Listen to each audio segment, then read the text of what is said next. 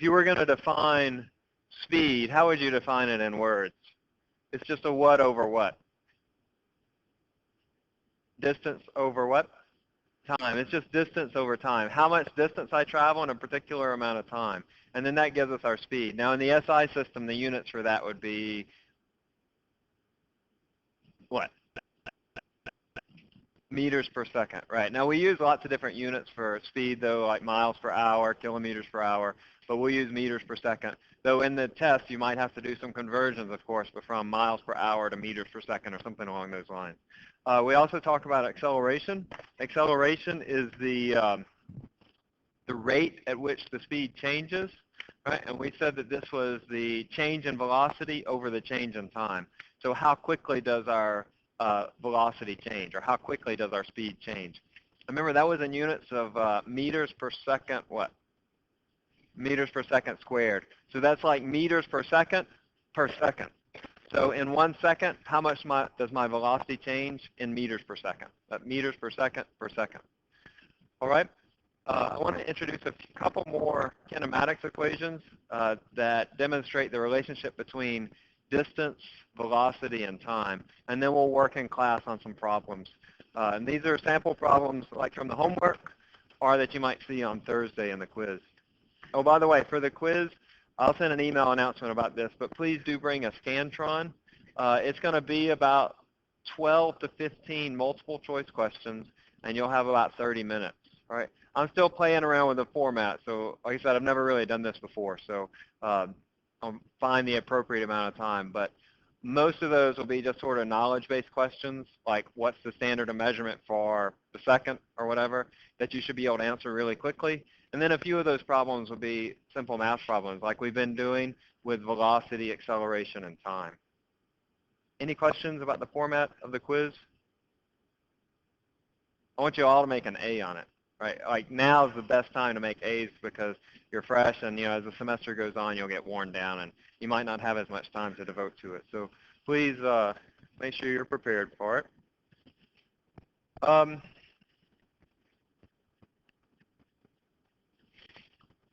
We worked through this problem last time. I think this is where we left off with example 2.3, right? How long will it take a runner to run 1,500 meters? His average speed is 5.4 meters per second.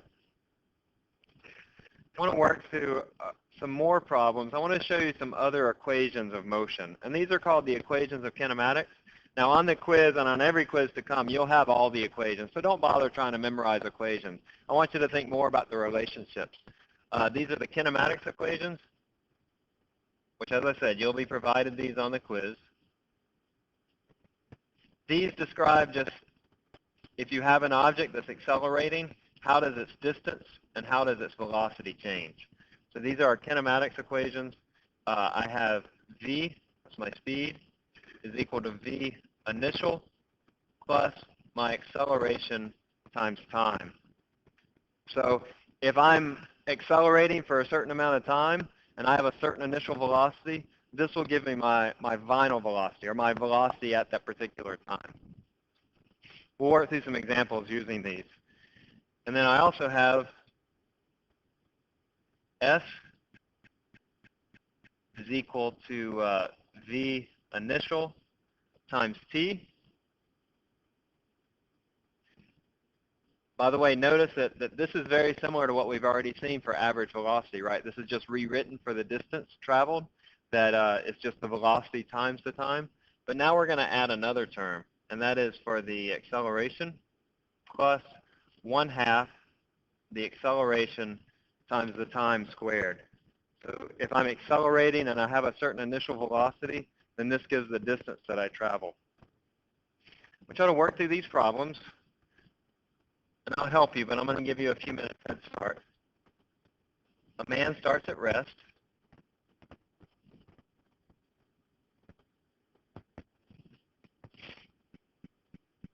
And runs with an acceleration of 2 meters per second squared.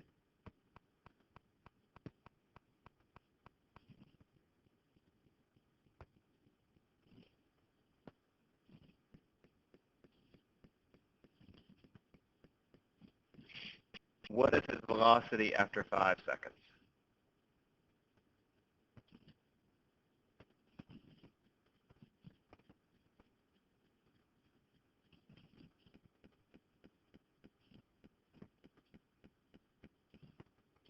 when you encounter these problems, and you'll find several in the homework like this, when you encounter these problems, the first thing that you want to do is just read through the problem and then just pick out information that you know, and then pick out the information that you're asked for.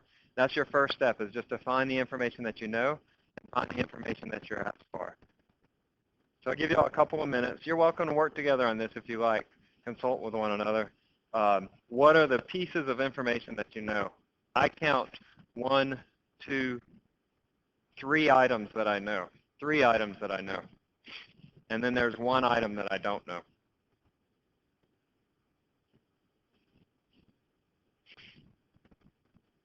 That's your first step. Just write down the things that you know. You should have 3 things that you know.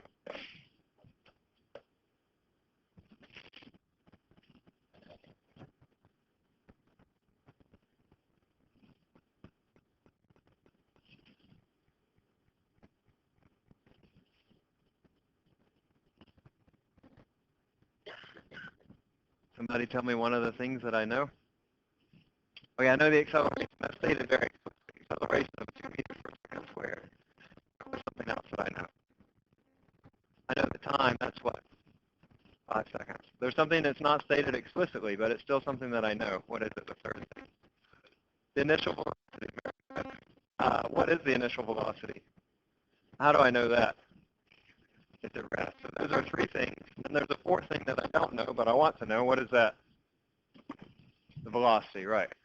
So when looking at something like this, I would say starts at rest. And so that's V naught. Or excuse me, the initial is equal to 0 meters per second. I know my acceleration is 2 meters per second squared, and that my time is 5 seconds, and I want to know what is my velocity. Now the next step is, I know that I'm looking for one of these, distance, velocity, or acceleration, or time, and I have these unknowns and knowns, is I would look at these equations and figure out, well, which one has the information that I need in it. So which one would you use in order to find the final velocity? The one on the left or right? Yeah, the one on the left, right. So, because I have, on this left equation right here, let me rewrite it. V is equal to the initial velocity plus the acceleration times the time. My initial is 0 meters per second. My acceleration is 2 meters per second squared. And then my time is 5 seconds. And that gives me a final velocity of 10 meters per second. Notice, by the way, we haven't done this very much, but notice that my units here cancel to give me meters per second. That's always a good way to check your problems to see if you're doing them correctly. So that's the answer. It'd be a good type of test question for the quiz on Thursday, something along those lines. All right. Let's try another one. Can I go on from here? This one's slightly more complicated. It requires a unit conversion along the way. The car is initially traveling at 10 kilometers per hour.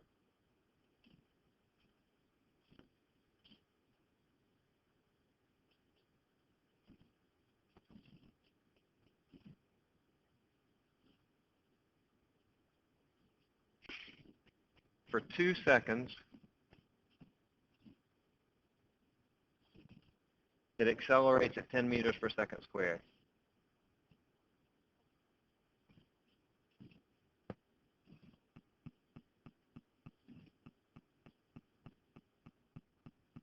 What distance does it cover in this time?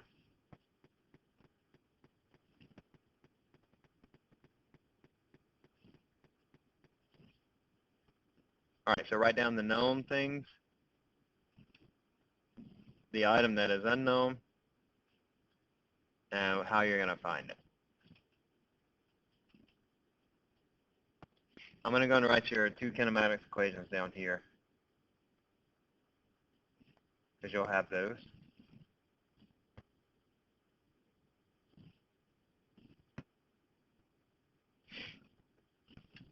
All right, write down your known items, write down your unknown items, and then figure out which of these equations you should use. I see 1, 2, unknown.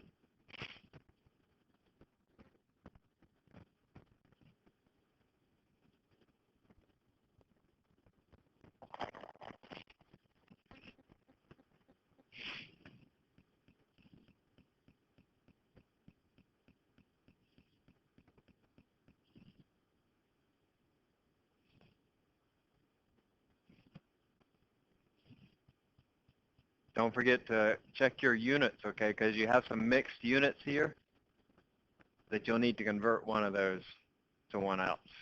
Good test question here, okay? Good example of a test question. Not exactly like it, but something similar.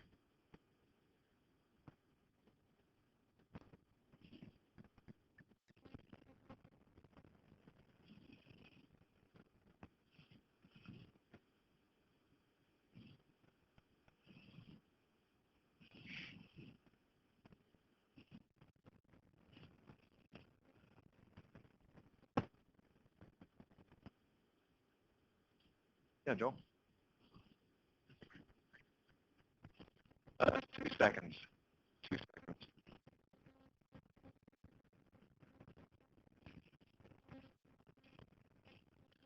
Unknown quantities.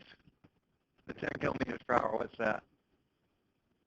That's our initial velocity, that's right. But we need to convert that to meters per second. Has anybody done that? What is it? 2.78. I think that's about right. I'll write it there for a second. What else do we know? The 2 seconds, that's our time. And our 10 meters per second squared is our acceleration. Now, which equation, the left or the right, are we going to use? The one on the left or the right? Right, we're going to use the one on the right because we're looking for S, right? That's our distance covered. And so we're looking for S. We say 2.78, right? So my initial velocity is 10 kilometers per hour. I'm going to go ahead and convert this into meters per second, however you like to do it. 1 hour is 3,600 seconds. 1 kilometer is 1,000 meters.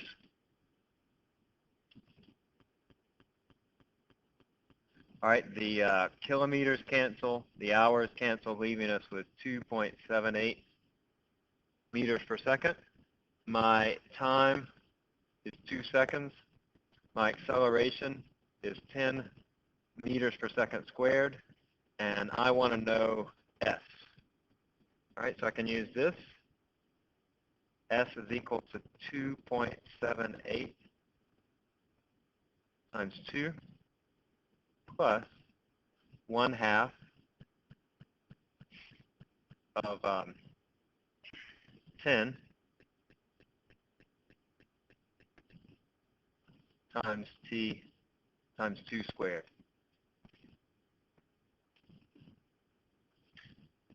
Anybody have an answer for me?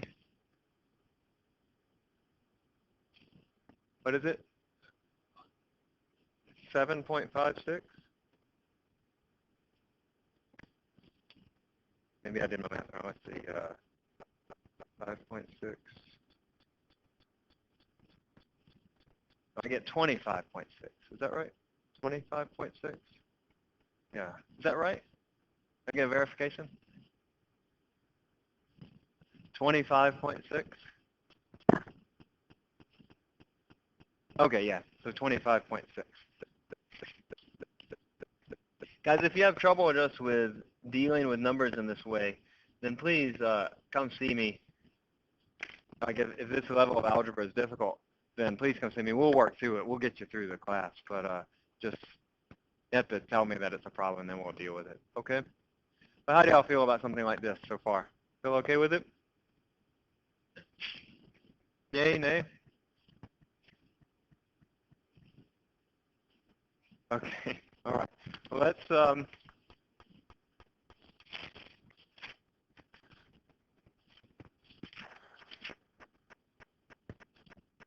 want you to consider something else. I'm going to go back to the previous problem.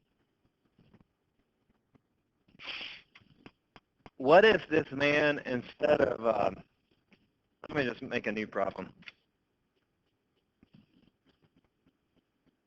A car travels at 50 meters per second, about 100 miles an hour, and decelerates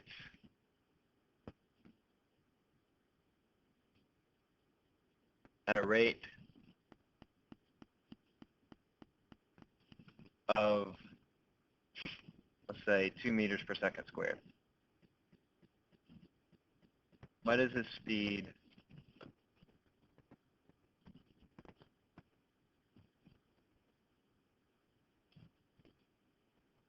after 10 seconds? All right, I have some knowns. I know that my initial velocity now is 50 meters per second. I know that my acceleration is 2 meters per second squared, and I know that my time is 10 seconds. And this is a very similar problem to what we had before. So my velocity is going to equal my initial velocity plus the acceleration times the time. All right, and then if I put in those values, I get 50 meters per second plus my acceleration, 2 meters per second squared times 10 seconds. But look, this gives me 70 meters per second. Is that right? Now what's the issue here? Because I'm getting a speed that's faster than the initial speed. So why am I getting a speed, or how do I go about getting a speed that's less? Yeah. Okay, yeah. In this case, when we say that he's slowing down, it's decelerating or decelerating. Yeah, he's slowing down, right? He's decelerating, so he's slowing down at a rate of 2 meters per second squared. So when I write my acceleration, how should I write it, Danielle? I should write it as a negative number, all right? So my acceleration here, in order to make this correct, my acceleration should be negative. So make sure you make this correction, that my acceleration is negative. That's negative there. So it gives me a new value of 50 minus 20, which is 30 meters per second. So let me write that in words as a rule, that when slowing down, the velocity and acceleration are in opposite directions.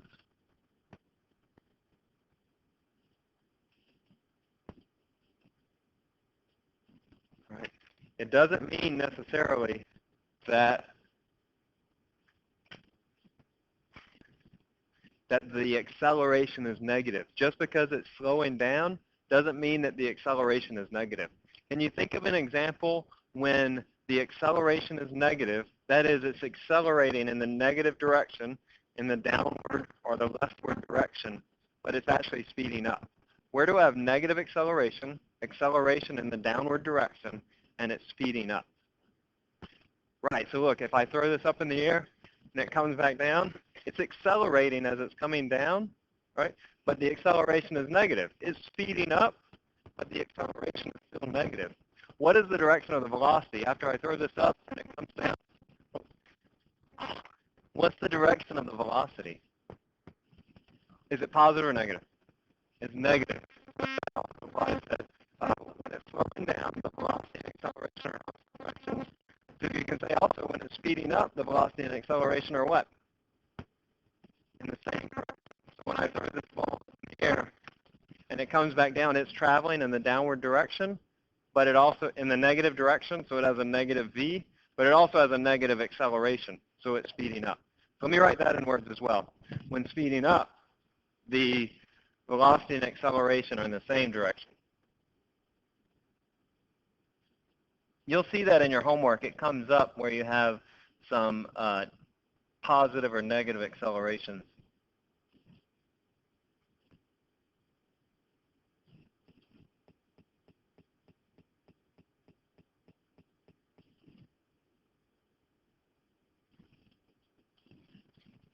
All right.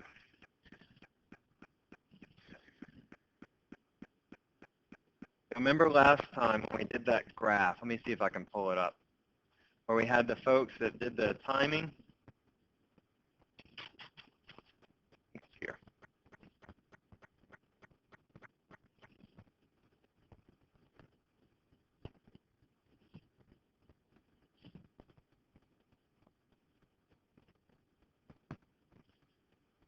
Remember we did this graph? We had this car that was traveling across the stage. And what kind of graph is this? Is it a straight line or is it a curved line? It's a straight line, right? We call this a linear graph. This, remember, it was, what was on the y-axis? Remember? That was the distance on the y-axis. And on the x-axis, we had the time. Right? We had the distance on the y-axis, and on the x-axis, we had time. So this would be like s, and this would be t, our variable s and our variable t. And remember, the relationship between these is that s is equal to v times t. But I also have out here, in those kinematics equations, can write this also as 1/2 a t squared. What was the acceleration with this car that was traveling across the front of the stage? Was it positive, negative, or zero, the acceleration of the car? That's right, it was zero. So, because it's a constant velocity car, it was made to go at a constant velocity, meaning the acceleration is zero. So here, I get a relationship between s and t. That's a linear relationship. That means that s is directly related to t. That for every increment that t increases, s increases by the same amount. And that gives us a linear graph. Now, how would this graph look if we had an acceleration that was not zero? Would it still be a straight line? No, it wouldn't be a straight line. If I had a non-zero acceleration here for a, I have what's called a quadratic formula. You don't need to know that, but you've probably heard it. A quadratic formula. Do you know what kind of graph a quadratic equation creates? Think back to maybe Algebra 2 in high school. What is it, Sarah? A parabola. Yeah, a parabola? Or something like that. It makes a curved line. Okay, that's all you really need to know, is that it makes this curved line. So we're going to do a little experiment that's very similar to this, but instead of having something that's traveling at a constant velocity, we're going to have something that's traveling at an acceleration. So it's accelerating at a particular rate. So what I need y'all to do, we're going to do very similar to what we did before. See if I still have the figure up.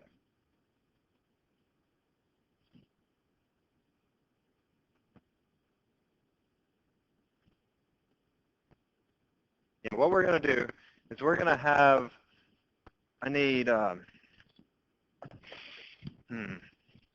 would it be too much to ask for 10 people? I don't know how this is going to work. I have this car. All right, it's a little turtle. You can put stuff in it. And along here, I've put a piece of string. It's 10 meters long. So the distance from here, where does that end, Danielle? Right here down to the slightly before Danielle is 10 meters. It's about 30 feet. Initial velocity is what? Initial velocity is 0. It's going to right there. And we want to measure go from here, here, here, to here, from here to here, and on and on. Every 2 meters, I want to know the time. All right? It's going to be kind of difficult to measure the time, so I want to get 2 people on each one. Can I get 10 people? Is that too much to ask with stopwatches? I need 2 people right up here. I'll be right here. Okay, you be right there. And Rachel, right? You be right there. I need 2. David, look at you. And do you have a stopwatch? No? Yeah, you have it on your phone. What's your name? Brittany? Okay.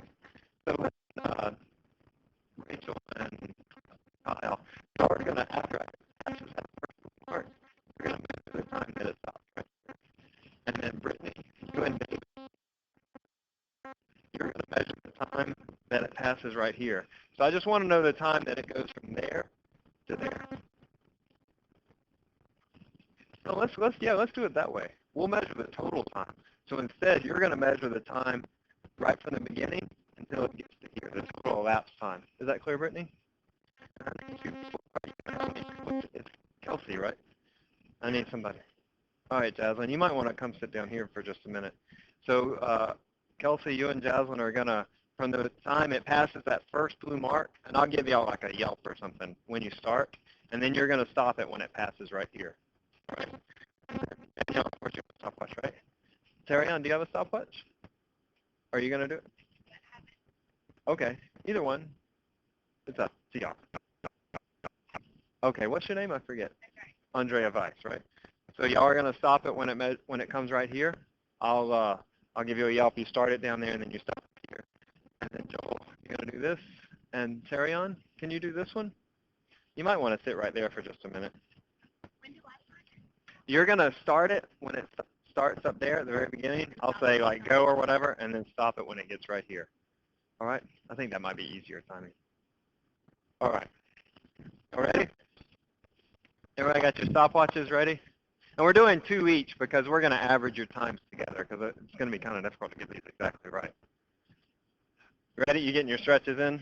All right. All right. You ready?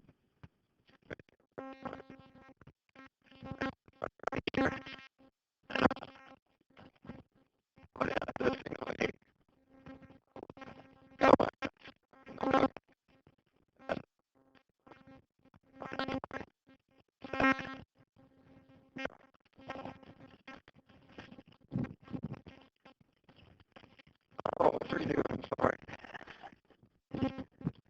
Turtle down, yeah. We're going to redo it, though, okay?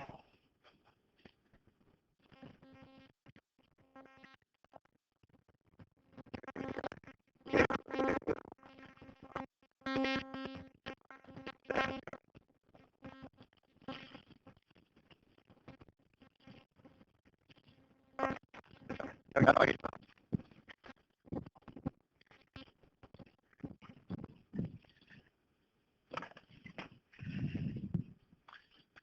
All right, so let's pull up our Excel. Let's see, I'll just put it in here, so it should change.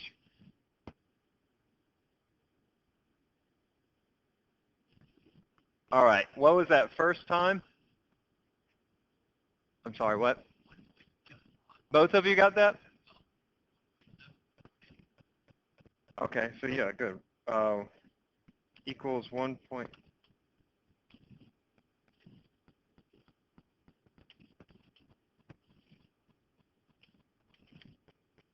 All right, what was the next time?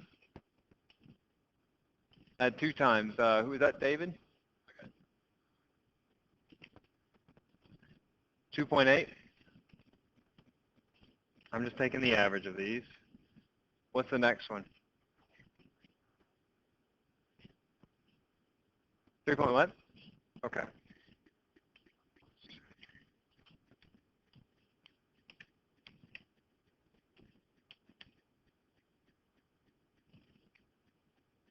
What else? The next one. Who is that? Danielle? And 4.1 and 4.2.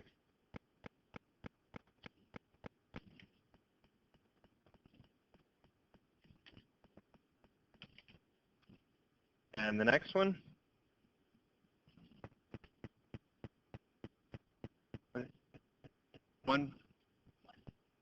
4.1? No. What would you get, Joel? I think I hit it earlier, but I had this point.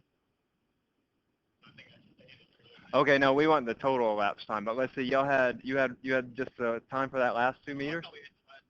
That's okay, we'll account for it. So what'd you have? 1.1 and 0.4? Yeah.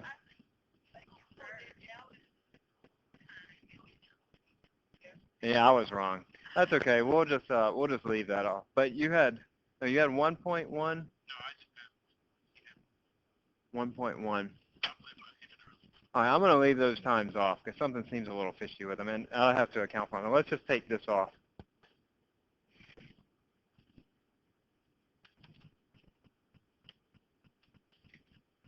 And that's pretty nice looking, actually. Let me take away this. I'm going to change my axes a little bit. 1.5 to 4.5.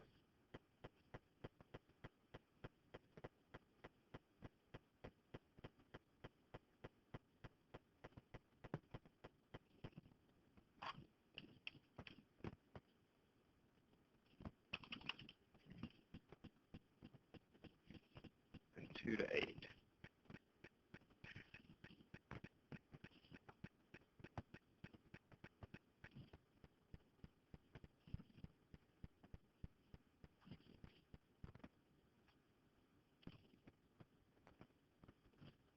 Hey, that's pretty darn nice, actually. That's a nice parabola.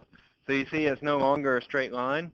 And now when I plot my distance versus time, that's nice data collection. That's really good. Like all of your data points are really close together. That's very nice. All right, so now I have, instead of having a straight line, I have a curved line. And this curved line represents this function. I'll show you this in a bit. But remember, I have S equals V naught, or V initial t, plus 1/2 a t squared. And over here, this is my S, and this is my time. So this is because of this t squared function. Now, what is the initial velocity that I have here for that guy going down the thing? It was 0. So this goes away. And so I just have S equals 1/2 a t squared. All right, so when you're accelerating, your position and time are no longer linearly dependent upon one another, that you have this nonlinear dependence. All right, let's look at some other graphs. And part of your quiz on Thursday will just be interpreting graphs. And I want you to be able to describe, if you see a graph of motion, be it position versus time or velocity versus time, I want you to be able to describe what that motion is like. All right, what's happening?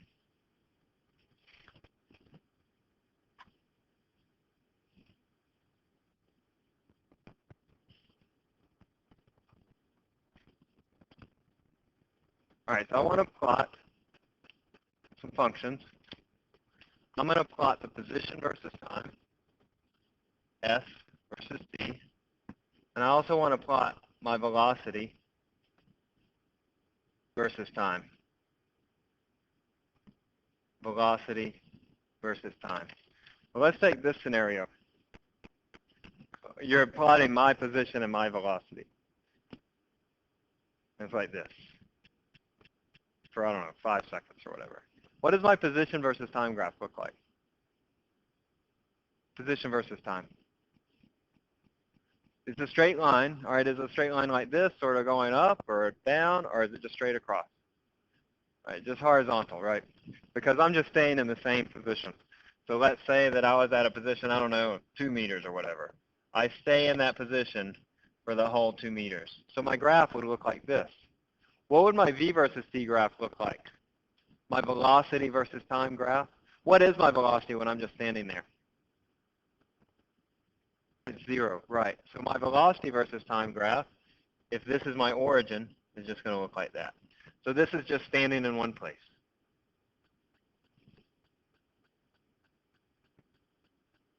In place. All right. Let's say that I want to plot S versus T, plot V versus T. Let's say that I'm going to do this starting at this point. And I'm just going to walk like that. What is my position versus time graph? What's happening over time to my position? Is it increasing, decreasing, what? What's happening to my position versus time? It's increasing, right? Is it going to increase like a straight line, or is it going to increase like a curved line? Like a straight line, just like the little car that we had going across the stage. Remember, that was moving at a constant speed, right? And so it's just increasing at a straight line. So my position versus time graph, when I'm moving at a constant velocity, will look like this.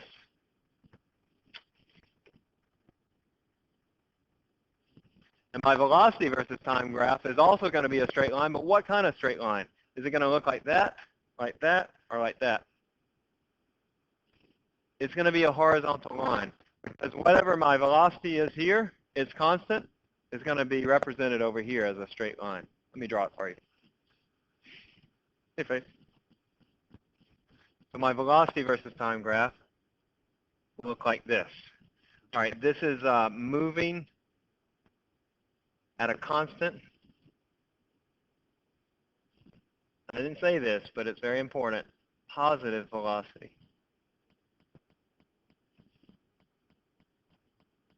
All right, now let me tell you something here. The slope of this line, the slope of the S versus t graph is equal to the velocity.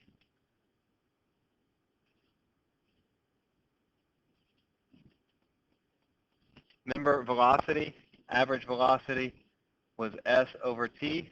How do you find the slope of a line? Remember, what over what? Rise over run. I've done that, slope of a line, rise over run. The slope of this line is S over t. And so that is our velocity. Our velocity is S over t. All right? What would it look like if I were moving like this? I started over here, and I just walked at a constant velocity. What would that graph look like now? It would be a straight line, but it would be flipped. Instead of having a positive velocity, it would have a negative velocity. Let me draw that. So if I have S versus t and my V versus t graph, this is with a constant negative velocity. It's going to look like this. And then my velocity versus time, if I'm moving in the negative direction, I have a negative velocity. My velocity versus time graph will look like that. All right, those are all constant velocity, either 0 or constant velocity. But what if I speed up? Like we did the guy, the frog or the turtle or whatever. Let's say that you're speeding up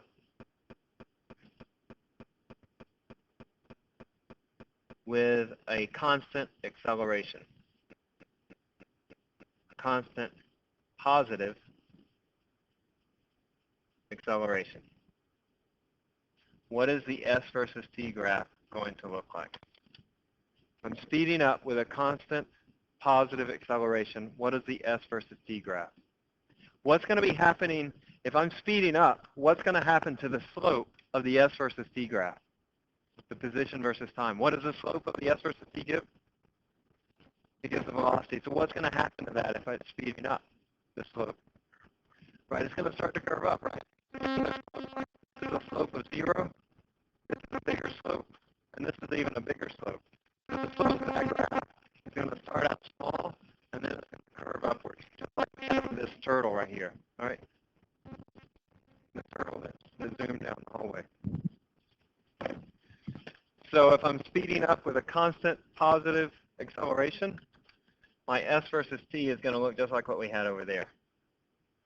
All right, remember, the slope of the S versus t, the position versus time, gives velocity. Notice that if I look at the slope of this graph, if I look at the slope of it down here, it has a 0 slope. That means that its initial speed was 0. When it first started, it wasn't moving at all. Up here, my slope is bigger, and then over here, my slope is even bigger than that. So the slope of this graph increases with time. So if I were to plot the velocity versus time, first of all, is it going to have positive or negative velocity? It has positive velocity. And I know that because this graph has positive slope. It's always positive slope. This is positive slope. This is positive slope. What does negative slope look like?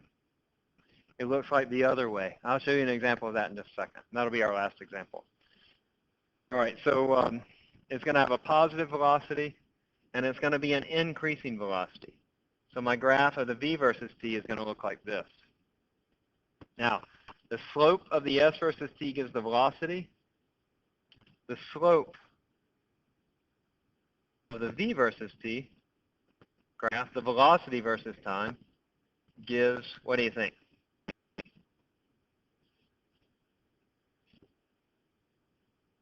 What does velocity over time give us? Remember, distance over time was velocity. That's how we define average velocity. What did we define as the velocity over time? That was our acceleration. Remember, we defined acceleration to be how does our velocity change with time? Y'all with me on this? Is this exciting for you? Because you look like this is like the most exciting class that you've had all day. Yeah, Sade?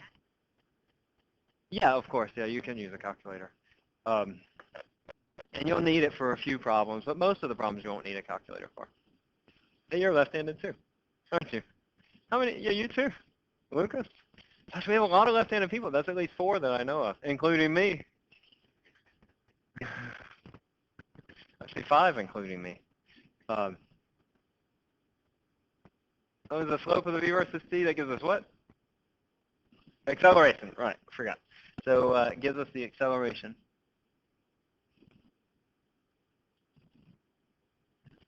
All right, so I have a positive slope, so I have a positive acceleration. All right.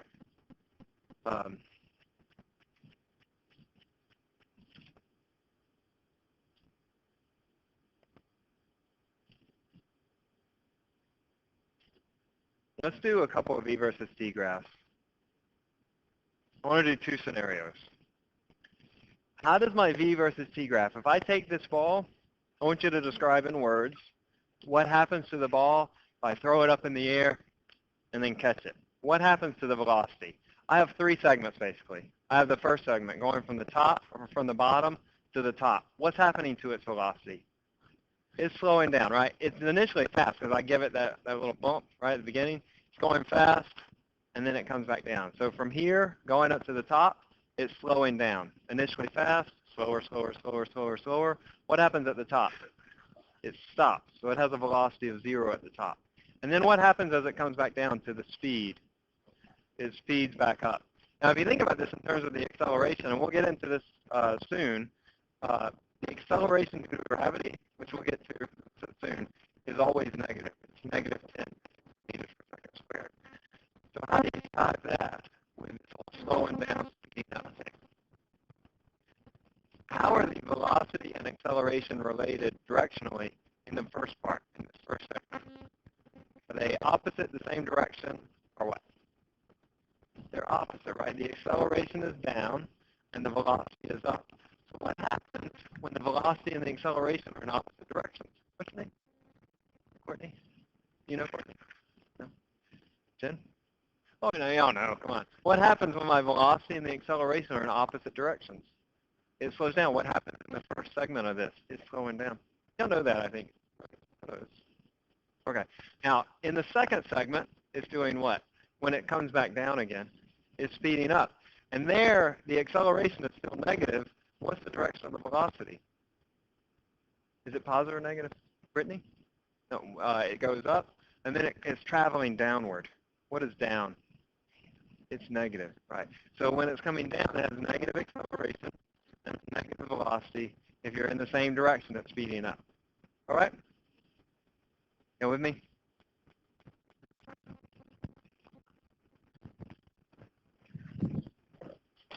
So let's draw the v versus t graph for that. I'm just going to draw a picture. That's me. I throw a ball. It goes up. And then it comes back down again. All right, we said on this part that it's slowing. It has a positive velocity because it's going up. And on this part, it's speeding up.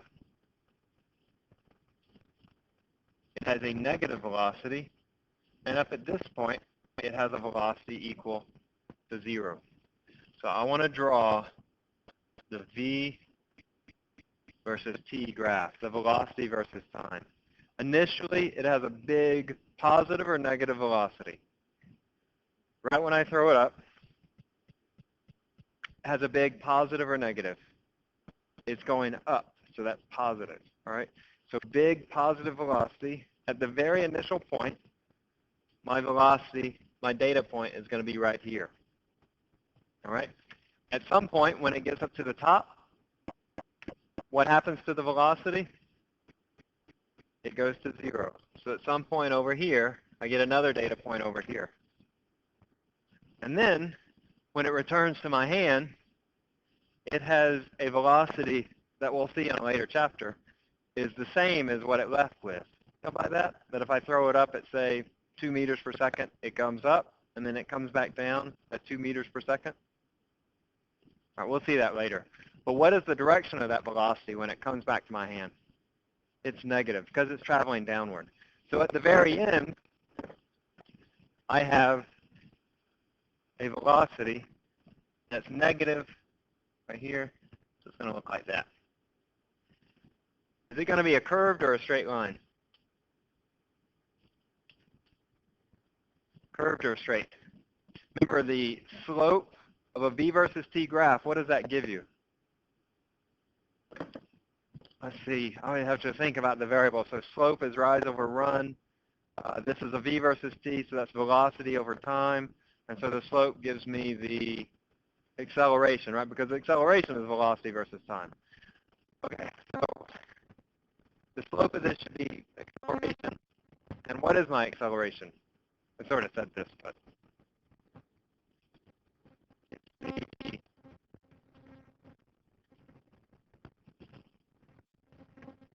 what was my question? I forget. I'm sorry. No idea. What's the acceleration? Oh, the acceleration due to gravity is negative 10. All right, and it's always the same. So is it going to be a curved or a straight line? Straight line, because the acceleration is always the same.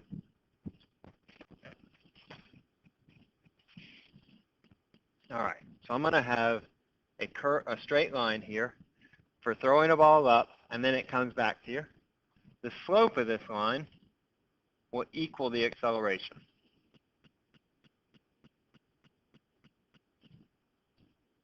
Which will equal approximately, we'll see this later, 10 meters per second squared, negative 10 meters per second squared. All right, I want to do another one. Let's say that I have a really bouncy ball. I want to know if I bounce this ball on the floor, how do I represent the velocity versus time graph for that? Is the velocity initially positive or negative when I throw it down towards the floor? It's initially negative, right? Is it initially big or small? It's initially big. All right, so I have initially a big negative velocity. Let me draw a picture first.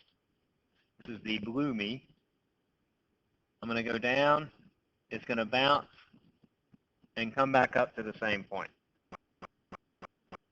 If I draw the v versus t, initially the velocity is big and negative. What happens to the velocity as it goes towards the floor? Am I doing this right? Wait, no, I'm sorry. No, that's not right. I messed my jaw. Let's say I'm not throwing it. I'm sorry, I was misled too. Let's say I'm not throwing it. Instead, I'm just dropping it. All right, I'm dropping it. What's initial velocity? Is 0, right? 0. So initially the velocity is 0. Does the velocity then increase or decrease as it goes towards the floor? It goes down in a negative direction, but it increases. So the velocity graph is going to look like this. All right, this is the first half. And then at this point, we have a bounce. And this is kind of a cool thing, actually. What happens, now our ball isn't perfectly bouncy, but what happens to the velocity when it bounces on the floor? What happens to the velocity? It's initially big and negative, and then what happens to it? It goes what? Does it go positive or negative? It goes positive. And is it big or is it small right after it bounces? It's actually big. Yeah, it's pretty big actually. It's basically the same speed as it has when it hits the floor. It bounces back up. Let me just draw it for you and I'll explain. And I have a little video I want to share with you. So right after the bounce, my ball gets a big positive velocity. Right? So this part represents the velocity right before the bounce, and then it bounces off the floor, and then its velocity goes from, say, negative 5 meters per second to 5 meters per second. Right? This is called a discontinuity. It jumps from a negative number to a positive number. That's kind of cool, huh? That it goes from negative 5 to positive 5 in just an instant. Actually, theoretically, it would go in 0 time.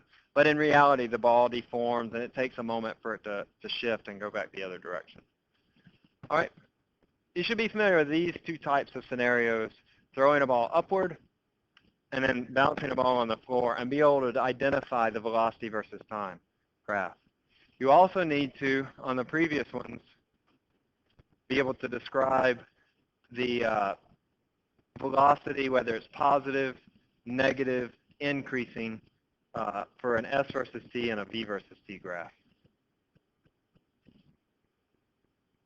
Okay? Could y'all do that? Like I would give you a graph, for example.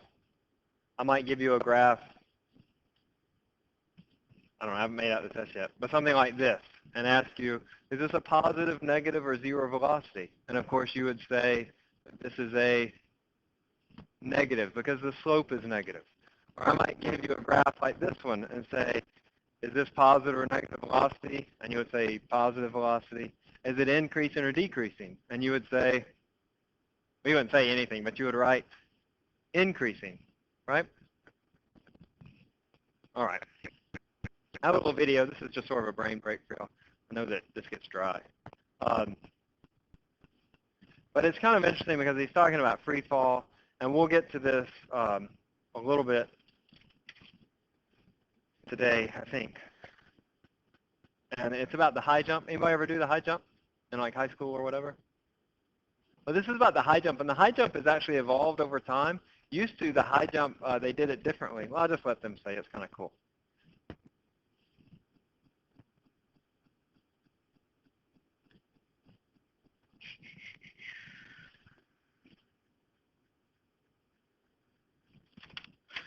Anyway, I thought that was kind of interesting, the sort of the way that it's evolved. And I don't know if you recall what he's talking about, the center of mass. So in the current way that people do the high jump, what was it called? The Fosbury flop, that the center of mass actually goes lower than the others. So it requires less energy in order to actually go that high. I want to have one more thing, one more topic, and this will be for the quiz on Thursday. And it's short because it's basically just a continuation of what we've done. And that is the experience of gravity in falling objects. I already talked about this a little bit, but let me just formalize it.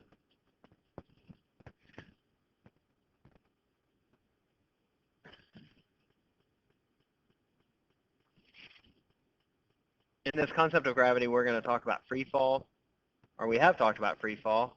So like, for example, this ball falling through the air is an example of free fall.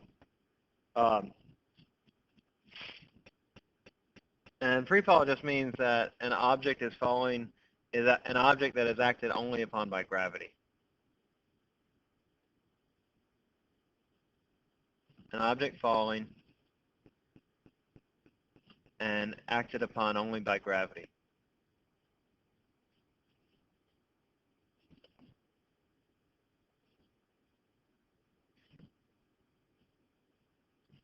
All right, that means we're going to neglect air resistance, no air resistance.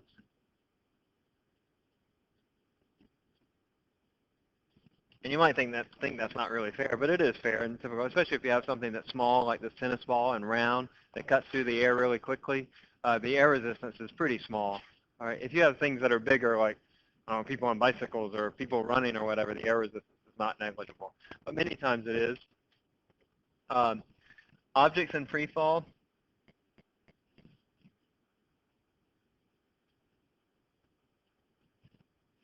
Will accelerate at the same rate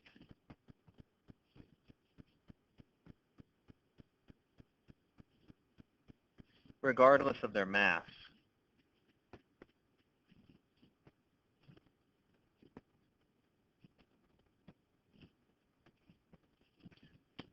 It wasn't really until, was it Galileo or Newton, I forget, that showed that this was true. But people used to not think that this was true. Somebody have a scratch sheet of paper? Can I have a blank sheet? Or scratch, just garbage. So The reason they didn't think that objects that were heavier, they thought that objects that were heavier fell faster, is because something like this. They would observe this. If I drop these two, which one's going to hit the ground first? The ball. So let's try it. Oh, you were right. So therefore, the heavier object must fall more quickly. And they didn't really have any concept of air resistance. However, if I get rid of the air resistance, and if I crumple it up, I get rid of it fairly effectively, and then I drop them, which one is going to hit the floor first? They're going to both hit the same because I basically removed air resistance. And even though this has quite a bit bigger mass, it's going to accelerate at the same rate because of this acceleration due to gravity. So what? So they fall at the same rate. And regardless of mass, these objects fall at their same rate. And this rate, we're going to call g. This acceleration, when we're talking about it in terms of gravity, actually, no, let's not call it g. Never mind. Let's just call it a, the acceleration, and it's going to be negative 9.8 meters per second squared. Negative 9.8 meters per second squared. So if you want to round that off, just to make the math a little easier, we can just call it negative 10 meters per second squared. So this is the acceleration due to gravity.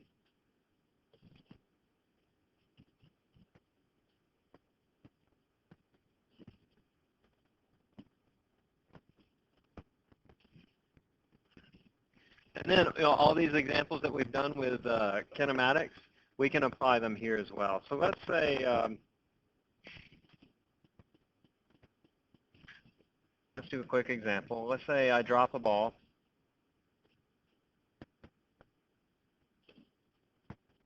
And it takes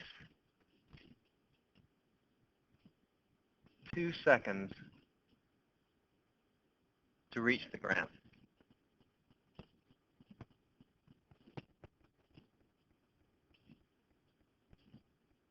What height did I drop it from?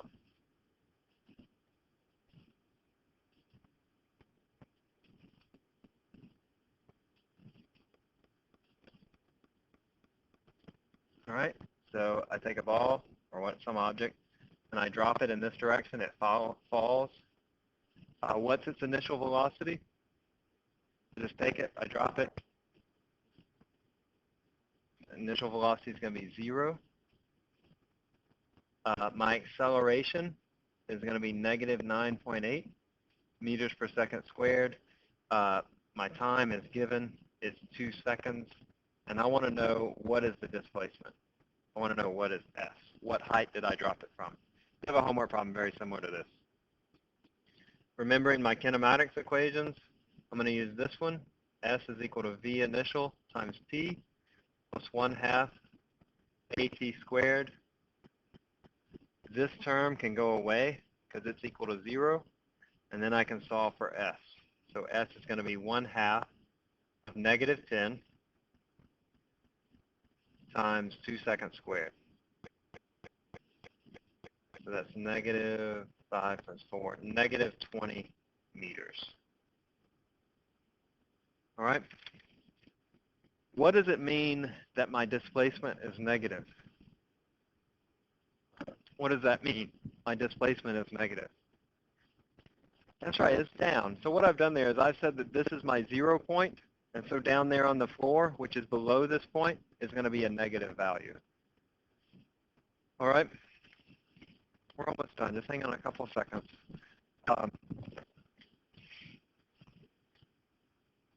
Let's say I also want to know what is its velocity.